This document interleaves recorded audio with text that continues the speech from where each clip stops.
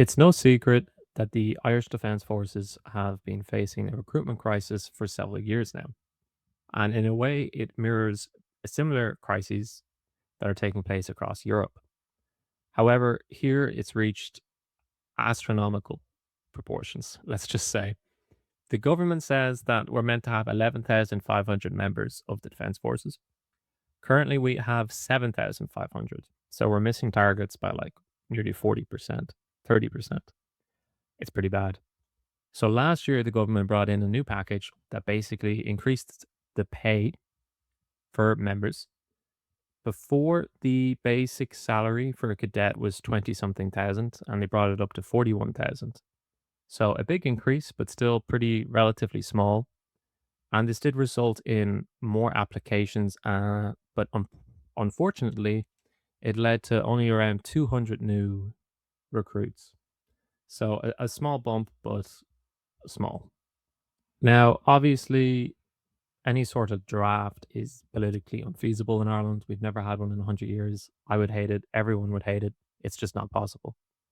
So, with that in mind, I'm going to read a news article that I came across today about a discussion the TDs had with the Taoiseach in the Dáil.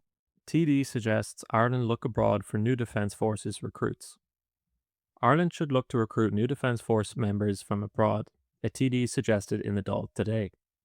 Fianna Fáil TD for Kildare South, Sean O'Fergal, brought up the recruitment issues facing all branches of the Defence Forces during leaders' questions, saying he was profoundly concerned by the low strength of force numbers. The number of people serving in the Defence Forces has been in decline for years and dropped below 7,500 in 2024. According to a report for the Commission on the Defence Forces, the number should be 11,500. There was, however, a small increase of 200 full-time members in the overall force last year, but O'Fergal said the numbers are still too low. In addition to recruitment difficulties, the Defence Forces also have a major issue with retaining members. Conditions and pay are the main concerns and are having an impact on morale, according to representatives for enlisted personnel. In May, the journal reported that troops are owed 3.7 million in allowances. The numbers are too low, O'Fergal said, adding that much more needs to be done. Pointing to the example of the high number of medical professionals who come from abroad to work for the HSE, he said that one potential solution to the recruitment issue in the Defence Forces could be to recruit people from outside Ireland. He cited a number of examples where this is done by militaries in other countries, including the French Foreign Legion. He said that these foreign recruits could come from countries that have been benefited from Irish aid, the government's overseas development program. Irish aid partner countries include a number of African states as well as Palestine and Vietnam. Now, obviously, this is completely insane, but it does show just how bad it's gotten, the recruitment crisis. But it's not just a recruitment crisis, right? It's about retaining members. A lot of people leave early because they don't enjoy the conditions and pay, understandably so. However, this is a very, very, very extreme suggestion. And obviously, it's not government policy or anything, but it is a government TD discussing this in the Dáil. So I do think it's worth talking about.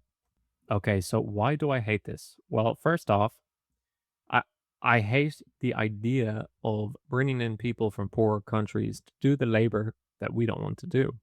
Now, he's right that we do this for other parts of the economy all the fucking time. You just go to any hospital in Ireland and it's full of Filipino nurses.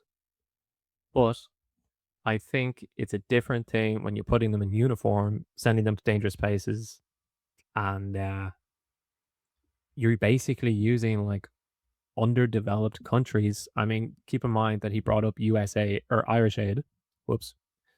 Uh, Irish aid countries, such as, I mean, let's say Ethiopia or Vietnam or whatever, developing nations. He wants to use them as recruitment ground for an Irish version of the French Legion. It just sounds really exploitative. And I know so much of everything is exploitative, but that just hits me the wrong way. The second reason is that I feel like the government is dodging their responsibility to make the Irish Defence Forces a good place for people to have good paying jobs and the ability to develop a career. Now, obviously, it already is a place where a lot of people have careers, but clearly not enough, right? Because again, it's not just a recruitment crisis, it's about them failing to retain members once they're already in. A lot of Irish soldiers get poached by private companies and they go with them because the pay is better, right? I mean, people want to buy a house, they want to buy an apartment, and they can't do that on their current wages. And that's just a fact. The government worked on that and have been working on that. They did increase it last year. It's obviously still not enough. And I feel like that's the only real way you're going to basically reverse the trend of a declining defense forces, right? You need to make it a nice place to work.